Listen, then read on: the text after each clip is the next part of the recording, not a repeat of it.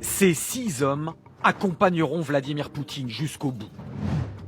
À moins que l'un d'entre eux arrive à le convaincre de changer sa course destructrice. Voici les enjeux de pouvoir de qui peut influencer Poutine.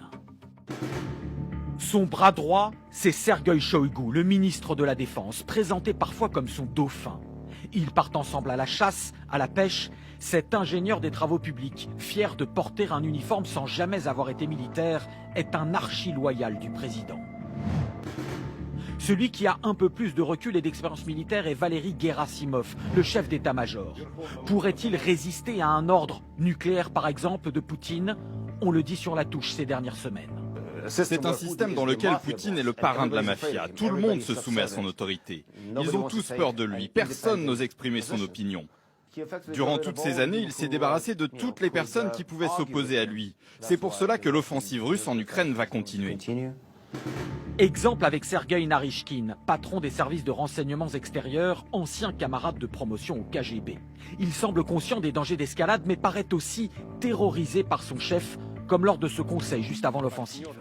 Vous allez soutenir ou vous soutenez? Soyez direct, Sergueï. Je soutiens la proposition. Dites-le alors. Très bien, asseyez-vous, merci. Celui qui, dit-on, a le plus d'influence, c'est Nikolai Patrouchev, le secrétaire du Conseil de sécurité. Un faucon politique va en guerre, c'est l'idéologue de Vladimir Poutine, certainement pas lui qui l'arrêtera. La raison pourrait-elle venir d'un ami, un vrai, Arkady Rotenberg, entrepreneur milliardaire et copain d'enfance au judo.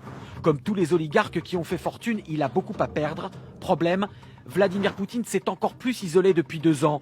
Peur du Covid, de la trahison, c'est le symbole de cette table qui maintient tout le monde à distance.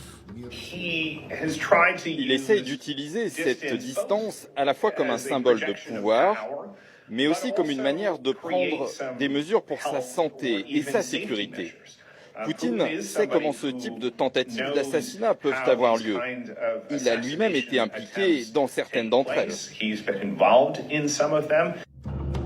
C'est pour cela qu'il a son assurance personnelle, Viktor Zolotov, chef de la garde nationale, son ancien garde du corps, une garde prétorienne de 300 000 hommes destinée à protéger Vladimir Poutine, si même l'armée venait à se retourner contre lui.